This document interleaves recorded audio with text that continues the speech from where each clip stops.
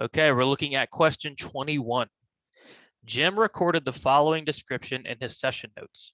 I presented the workbook to the client. The client rolled out of his chair and onto the floor. He put both of his hands over his ears and screamed, "No."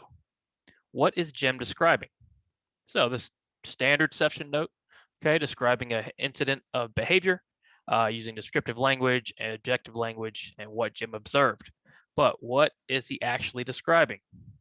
Is he describing the function, the topography, the frequency, or the magnitude? Well, we don't know the frequency, right? There's no data on frequency. Okay, there's no count or anything like that, so we can eliminate C. Magnitude is the intensity of the behavior. We don't really know the intensity. Okay, all we know is that the client screamed no. He put his hands over his ears, but we don't know if this was a mild incident, okay, or a high intense situation. It's hard to tell from these notes, okay, so we can eliminate D. So that leaves us with A and B, function or topography. So what is function? Function is why the behavior occurred. Topography is what the behavior looks like. So when you're describing behavior, okay, these are the two things we're talking about. Why did the behavior happen and what did it look like? What is Jim describing here? Okay, Jim is describing what the behavior looked like, right? Client rolled out of his chair, onto the floor, hands over ears, screamed no, okay? So you could say, well, he presented the workbook to the client, right? That's the function, he escaped. But we don't explicitly say that, okay? And we have to draw a lot of assumptions to determine that, okay? There's nothing specific here that indicates that escape is actually the function other than presenting the workbook, okay? It could be self-stimulatory, right? It could be automatic, okay? It could be for attention. We're not really sure. Jim doesn't describe that part. All Jim is telling us is what the behavior looks like, and what the behavior looks like is the topography. So again, when describing behavior, we want to know the function, why it happens, and the topography, what it looks like. And then we can get into, how many times it happened and then the intensity, but function and topography are the two keys. 22. A skill acquisition plan contains several essential components. First, a skill must be identified. Then a goal is created to address the skill. Next, a measurement procedure is identified to use to record data. What is the next step in a skill acquisition plan? Okay, so this part of the task list, this item, a skill acquisition plan, is more of a understanding how we work through it, how we get to where we're working on a skill more than anything, okay? So if you've seen or bought my RBT task list study guide, you'll see that I've broken down the skill acquisition plan into steps, okay? So check that out. But all we're trying to do is create a plan to address a skill, okay? So what do we do first? We identify the skill, okay? So let's say handwriting. So we want to address handwriting. We want our client to write their name. We need a goal, okay? So we want to have our client independently write their name within 6 months, okay? Next, how are we going to measure that skill? Let's say we're going to measure it using permanent product, okay? So we're going to have the client write it, and then we measure it with permanent product. What's next? Okay, what's next after that? We have the skill, we have the goal, we have a measurement procedure. What's next? Do we implement the procedure? Do we collect and review intervention data? Do we gather baseline data, or do we modify the plan? Well, we just created the plan, right? And we don't have any data, so it's way too early to modify the plan. So D is out. Can we implement the procedure? We could, but what are we missing? Okay. Same with collect and review intervention data. Okay. We can't review intervention data until we've implemented the plan. But what do we need first? We need baseline. Okay. We need a baseline. Baseline tells us where we start. Okay. Baseline data is data on the skill before intervention. So this would be us creating this goal, creating this plan, and then asking our client, write your name. However well they write their name is our baseline, and that's where we start. Before we can implement the procedure, before we can collect and review intervention data, and before we can modify the plan, we need a place to start, and that's baseline data. Again, baseline data is data on the skill, okay, before intervention starts. Same for behavior. Okay, if we're addressing a new behavior, before we start the intervention, we need data to know where we need to start, okay, in order to see did it increase or decrease in the future. So after we pick a measurement procedure, we start to gather baseline. 23. You're assisting your supervisor with parent training. During the training meeting, the parent mentions that getting ready for school is a constant struggle. Your BCBA recommends that the parent implement an intervention that allows the client to watch TV for 20 minutes in the morning if they get dressed and ready for school in a timely manner. Implementing this intervention establishes a what? All right, so we're talking about a specific intervention here, okay? Pretty basic intervention. Client gets dressed, they get to watch TV, okay? So what are we doing here? What are we establishing, okay? We're establishing contingencies, a punisher, a preference, or a function. Well, immediately you should be able to eliminate C and D, okay? We're not establishing any, we're not finding out a function here. We don't establish a function, okay? We identify a function, okay? Same with preference. We don't establish preferences, we identify preferences, okay? So C and D are out. That leaves us with contingencies and punisher. Are we punishing anything here? Well, no, we're not establishing a punisher, okay? We're trying to reward the client for getting dressed in a timely manner. Remember, in ABA, we always try to start with reinforcement, okay? And then after that, if it's not working, then we can maybe choose punishers, okay? But ABA is built on reinforcement, okay? We want to teach the right behavior. So that leaves us with what? Process of elimination, a contingency. So when you establish a contingency, what are you doing? Well, you're just simply making an if-then statement, okay? That's what a contingency is. If you do this, then you do this. First you do this, then you do this. What are we doing in this situation? If you get dressed in a timely manner, then you get to watch TV. Implementing this intervention establishes a contingency. So that could be a tricky question, especially if you're just starting out, okay?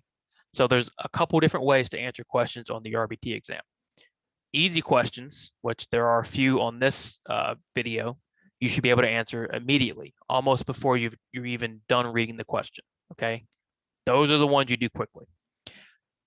Second, you can go process of elimination, right? So here, let's just say you're confused, okay, and you don't know what we're establishing. Well, you can immediately eliminate C and D off the bat, okay, even with just basic knowledge, and then we're not punishing anything. So even if you don't actually know what a contingency is, okay, you know you can choose that answer based on process of elimination, okay? Remember, what you always want to do, though, is read every answer choice, okay? Even if you're sure you have the right answer immediately, read every answer choice, because on the RBT exam, we want the best answer. And on the harder questions, okay, they might give you two answer choices that look pretty good, all right? But they want the best one. So even if A looks great, make sure you always read all your answer choices. But back to the question, again, 23, if you do this, then you do this. First you do this, then you do this. That's a contingency. That's what we're establishing in this scenario. 24, Tommy will make noises with his mouth while sitting in math class. When Tommy makes noises, his teacher will tell him to quiet down. Tommy continues making noises. This week, the teacher decides she is no longer going to say anything to Tommy when he makes noises. Now, Tommy is making the noises louder and more frequently. Which of the following answer choices best describes the change in behavior? Okay, so careful here. This is a tricky question, okay? On the surface, it looks pretty straightforward, all right? Because based on our answer choices, this is an extinction question. And that should have been obvious reading the question, right? Because what is Tommy doing? He's making noises. Teacher tells him to quiet down, but he continues, okay? So teacher giving attention and telling him to quiet down is reinforcing the noises, okay? So when the teacher decides she is no longer going to give attention or saying anything, that's extinction, right? What's extinction? Removing reinforcement from previously reinforced behavior. That's the easy part, right? This is an extinction question. We want to know, why did Tommy start making the noises louder and more frequently? Okay. Which of the following choices best describe the change? Okay, well, resistance to extinction is incorrect, okay? Because Tommy making noises louder and more frequently indicates that extinction is working, okay? Same thing with C, it's not failure, okay? If that behavior increases temporarily in the beginning during an extinction, that means extinction is working, okay? And we have to work through those behaviors, okay, to get to what, all right? We have to get to what? So that leaves us with extinction and extinction burst. Now be careful here. What is the question asking? The question is asking what best describes the change in behavior. Tommy's change in behavior is an extinction burst, okay? Extinction is the intervention or the procedure leading to the change in behavior. So be very careful in the extinction questions, okay? Extinction is the procedure or the intervention. That's what the teacher is doing. The change in Tommy's behavior, that temporary increase, is extinction burst, okay? So be careful on these extinction questions that you actually answer what the question is asking. If the question had asked, what is the teacher doing, or what describes what the teacher's behavior is, or what intervention the teacher is using, she's using extinction. The change in Tommy's behavior is an extinction burst, okay? Very important distinction there, all right? All right, 25. You just passed your RBT exam and are assigned your first case. Your client is a 13-year-old girl who engages in severe aggression towards others. Before you start the case, which of the following answer choices should be established? All right, so all we know here is you've got your first case. It's a girl with severe aggression, okay, towards others. What does that possibly mean? That possibly means you're in danger, she's in danger, or someone around you is in danger, okay? And when that's the case, all right, what do we need to establish, okay? I'm in danger, somebody's in danger, the client's in danger. What do we need to be sure is in place? And that's what the question is asking, okay? What should we establish? Should we establish a DRO intervention? No, it's way too early for that. You just started this case, okay? We can't just assume we're gonna be using DRO for this aggression, right? A is out. Parent training. Should we be sure parent training is in place? Parent training is important, okay? But for your sake, that's not what we should be sure to be established as soon as you start the case, okay? C, crisis emergency plan. Yes, right? Remember, what's a crisis emergency plan? Crisis emergency plan is a plan for a situation where you're in danger, the client's in danger, or somebody else is in danger. In this scenario, there's a good chance, okay, that somebody might be in danger at some point, okay? If the client engages in severe aggression, we need to have a plan. So before you start this case, make sure that your supervisor or your BCBA has a crisis or emergency plan in place. If they don't, okay, you don't want to start this case, right? And you have that right, and that's part of communicating with your supervisor, okay? Hey, if they start aggressing towards me or somebody else, what do I do? Okay. Extinction procedures, again, same as DRO. It's too early. There's not enough information to understand what procedure we might use. Okay. All we know is the client engages in severe aggression towards others. We need some sort of crisis emergency plan before we can start the case. All right, 26. Last week, you decided to start a diet. You aren't allowed to eat donuts at all during the week. On Saturdays, you allow yourself 2 hot and fresh Krispy Kreme donuts. Saturday morning, you wake up and drive to Krispy Kreme. The hot and fresh sign is on, so you walk in and buy yourself 2 donuts. What is the SD for hot and fresh donuts in this scenario? Okay, so these are my favorite kind of questions. If you've been following my videos, you know that I love the behavior questions, the SDs, the MOs, these type of questions, because I think if you can understand specific behavior scenarios, okay, then you're really on the right track toward doing well on this exam. So this question is asking for the SD. Okay, what is the SD? The SD signals that reinforcement is available. Okay, what is our MO, motivating operations? The MO alters the value, okay? In other words, it makes you want something or not want something, okay? But we need to know the SD. What signals to us, this is what you're asking yourself, okay? What signals to us that the hot and fresh donuts are available? That's all the SD is, okay? Is it the diet? No, the diet, okay, might make you want Krispy Kreme donuts, but just because you want something doesn't mean it's available. No, until there's an SD signal, right? Doesn't mean it's available. So diet's out. It is Saturday morning. Again, does Saturday morning indicate or signal to you that Krispy Kreme donuts are available? Again, no, okay? It's not telling us that donuts are available. It might make us want donuts, but it doesn't say they're available. C, the donut shop. Well, what does the donut shop say? The donut shop says donuts are available, but we want hot and fresh donuts, right? So what is telling us hot and fresh donuts are available? Well, the hot and fresh sign being on. The hot and fresh sign being on signals to us hot and fresh donuts are available. We walk in and buy the donuts, okay? Again, SD signals to us that something's available, okay?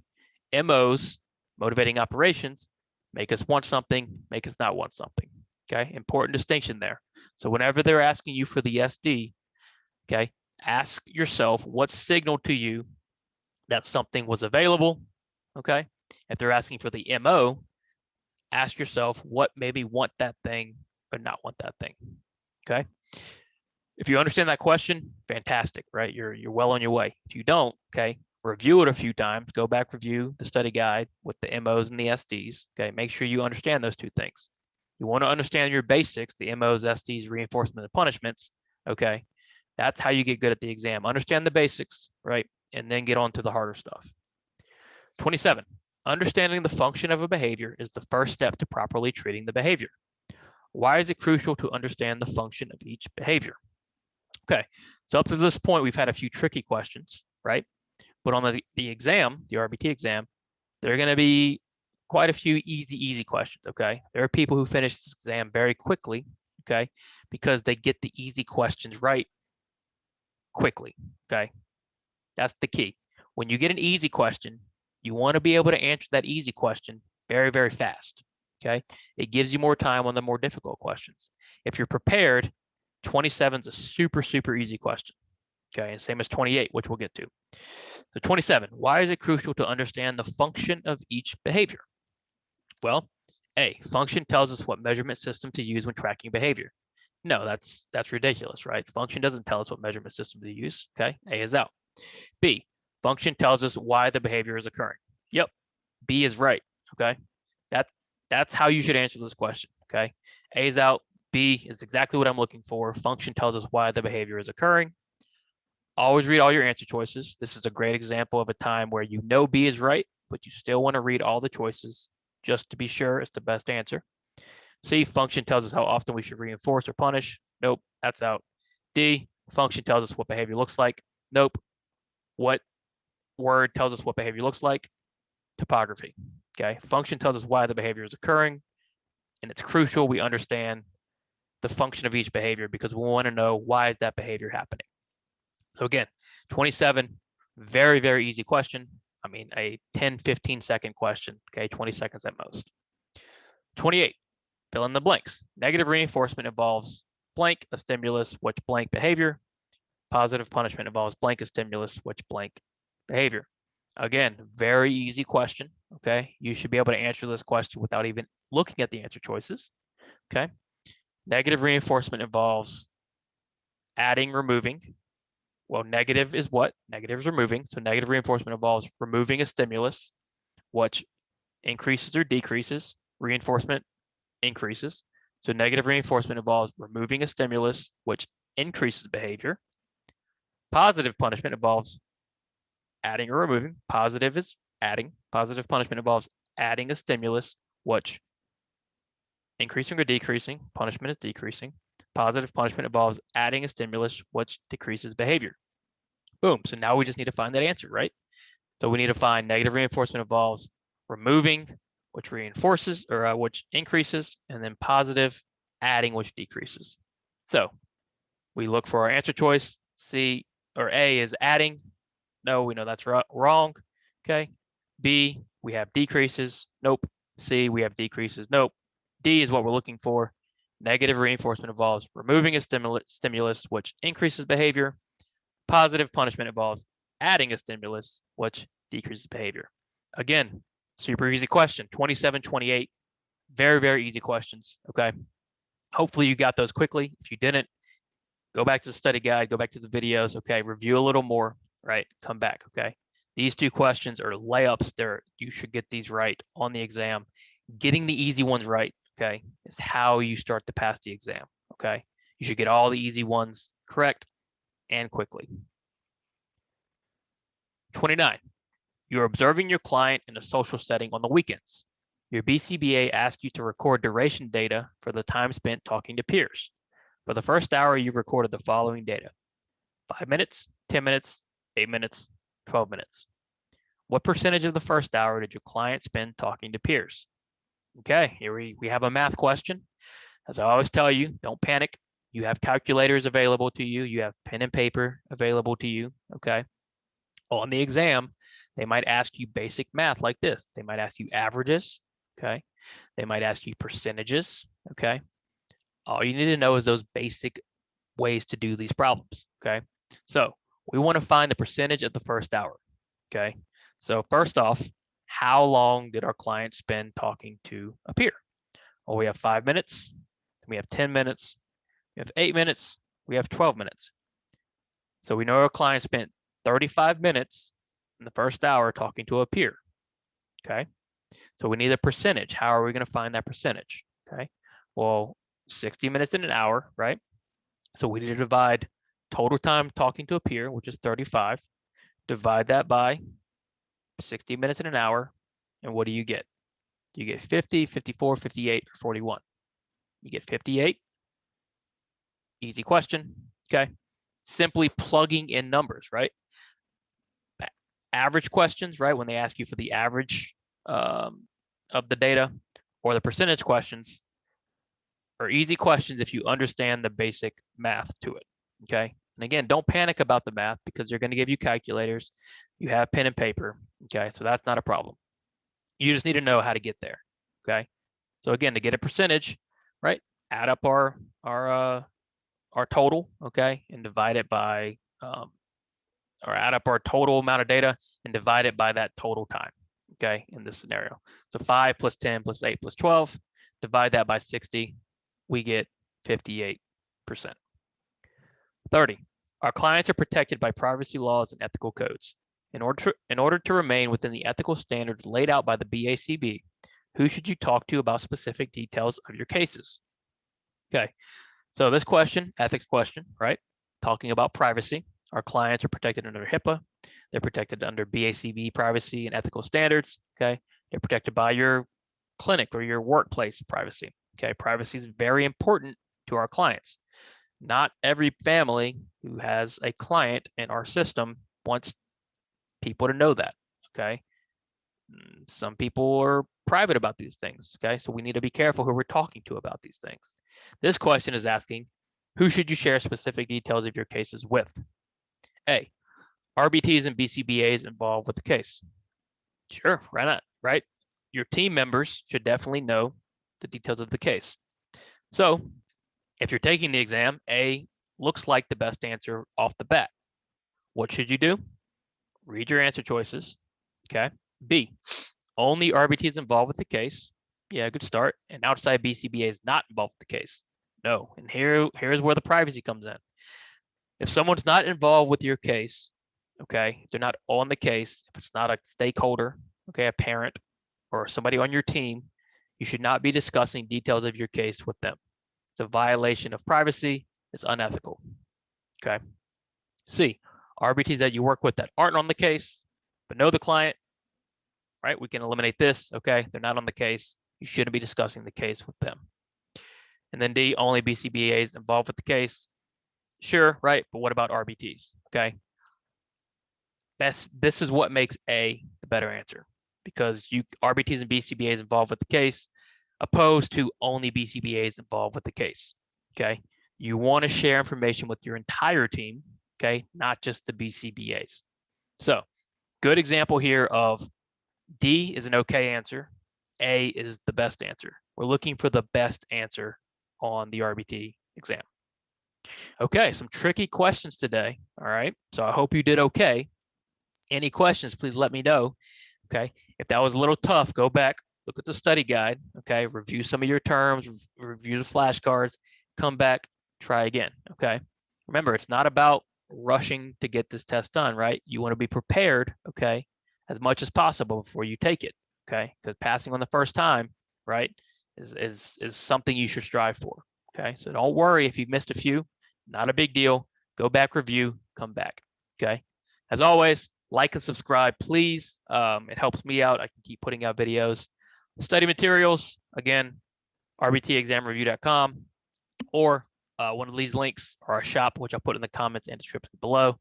2 practice exams, taskless study guide. Our combo pack comes with everything and flashcards, or the composite study guide. As always, questions, comments, email me, leave them below. Keep studying hard, and I'll see you soon.